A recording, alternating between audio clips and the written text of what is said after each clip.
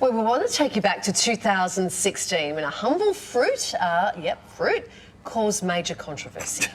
They didn't buy so many $22 breakfasts, they might be able to afford a house. When you're spending $40 a day on smashed avocado and coffees and not working. Smashed avo does not equal house.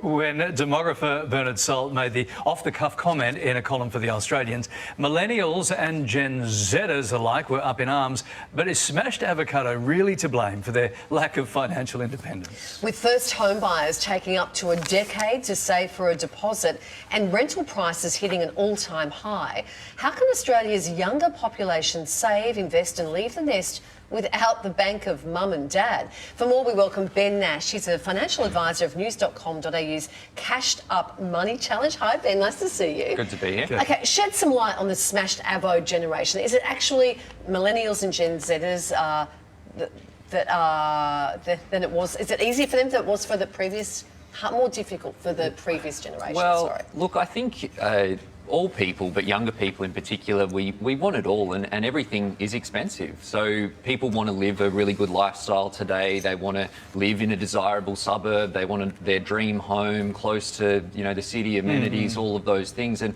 all of those things are expensive and increasingly so. So yes, it is challenging, but it is also certainly achievable if you're smart with what you do. Okay, so people want to manage their expectations and they want to save at the same time and build their dream, right? That's right. What are your recommendations for moving forward? Well, I think it's all about priorities, and the key building blocks to financial success is figuring out what the right priorities are for you. So for some people it's the smashed avo, for some people it's that dream home by a certain age period, or for some people it's travel. So understanding what those priorities are for you and what actually brings you real value, happiness and fulfillment is important, because it's really easy for things to creep into our spending that actually don't bring us that much real happiness or benefit in our lives.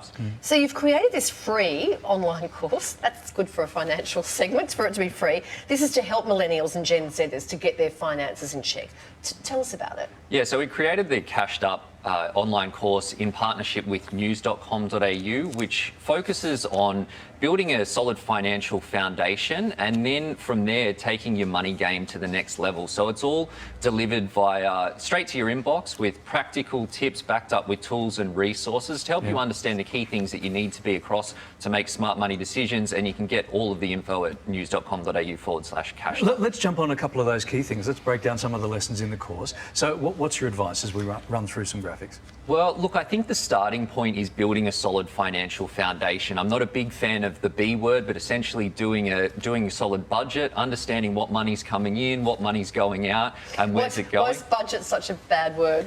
I think budget scares a lot of people. It puts a lot of people off. A lot of people have done a budget that hasn't worked. They think it needs to be really boring. They think it needs to be very restrictive and pinching pennies and counting every single dollar that they earn. But it's actually not the case. It's just about understanding how your money is flowing so that you can then prioritise. And then from there, trying to automate as much as you possibly can, trying to hack some of the psychological biases and our pleasure-seeking behaviour that can sometimes push us to make decisions in the moment that are not consistent with what our real priorities are.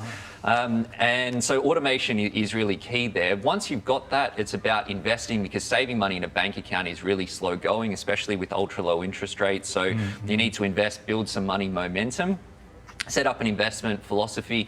Then we talk about sorting out your superannuation, and your super is not something that needs a lot of attention or a lot of action or time when you're really young, but some small tweaks now can make a really big difference over time. So it's about putting those things into place to allow your super to grow, because it will be one of your biggest assets.